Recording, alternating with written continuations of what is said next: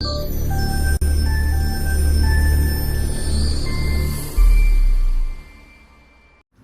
राम। आज मैं बुध ग्रह की एक ऐसी शक्ति के बारे में आपसे जिक्र करने जा रहा हूं जिसको आप भूल चुके हैं। बुध की वह शक्ति है कलम। कलम का इस्तेमाल पहले पत्रकार करते थे, या तो किसी को आसमान पे पहुंचा देते थे या आसमान से नीचे उतार देते थे। जज जब किसी को फांसी की सजा देता है तो आखिर में इसी कलम से लिखकर निब तोड़ देता है कि हैंग टिल डेथ। और किसी सरकारी अफसर से, नेता से पूछना इस कलम की शक्ति कितनी है। सारी दुनिया हिलाने की शक्ति रखती है ये कलम।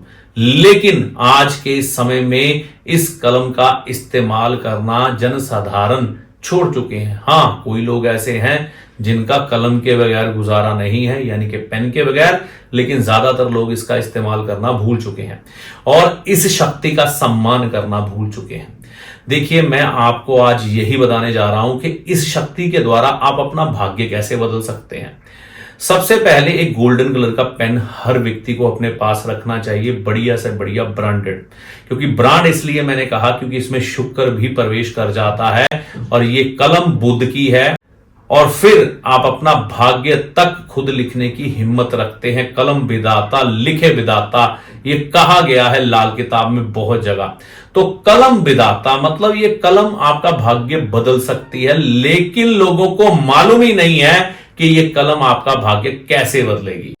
आपने क्या करना है, मैं आपको एक साधारण सा प्रयोग बता रहा हूं, ये आपने कैसे करना है। लेकिन इस प्रयोग को करने से पहले अभ्यास करना है। वो अभ्यास ये करना है कि हर मंगलवार माता दुर्गा को एक नारियल चढ़ाना शुरू करना है और नहा धोकर मंदिर जाना है। सुबह 8 बजे से पहले एक नारियल माता दुर्गा को चढ़ाना है। कम से कम 6 मंगलवार आपने ये चढ़ाना है और वह नारियल वापस नहीं लेके आएंगे, वहीं पर अर्पण कर देंगे।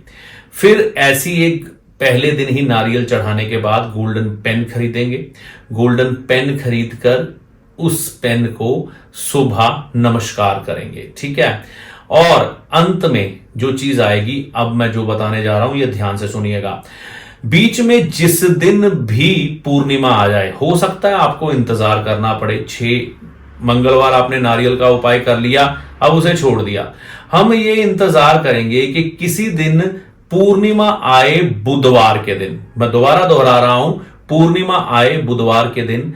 बुधवार के दिन जब पूर्णिमा आए तो इसकी तैयारी पहले से करनी है। सरकारी दफ्तर में जाना है। ग्रीन कलर का ना एक पेपर मिलता है, उसमें कोई स्टाम्प नहीं लगा होता, उस पे सिर्फ सरकारी टिकट लगवाई जाती है। डाक टिकट लगाते हैं तो उसकी वैल्यू बढ़ जाती है, तो वो डाक टिकट लगवा के ले आइए और उस स्टाम्प पर इस पेन के द्वारा, यानी कि जिसको आप रोज नमस्कार कर रहे हैं वैसे आपको करना ही चाहिए, ठीक है ना। और इस पेन के द्वारा आपने पूर्णिमा की रात, जो कि बुधवार के दिन आएगी, अपनी एक जेन्युइन विश लिखनी है। जो जेन्युइन विश है वो लिखनी है। ऊल पटांग बातें नहीं लिखनी कि मैं रातों रात करोड़पति, अरबपति, खरबपति बन जाऊं, ठीक है ना।